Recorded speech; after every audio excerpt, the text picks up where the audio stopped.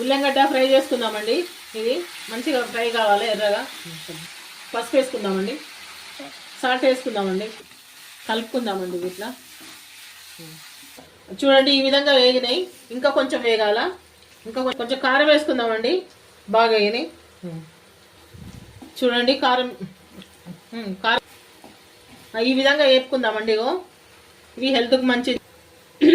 ఇగోండి ఎర్రగా మంచిగా వేగినాయి. చూడండి ఈ విధంగా వేగితే సరిపోతుంది మనకు. కారం వేసుకున్నాం, అన్నీ వేసుకున్నాం. దీంట్లో కరివేపాకు కూడా వేసేసినాను. అసలు కరివేపాకు కనపడతలేదు.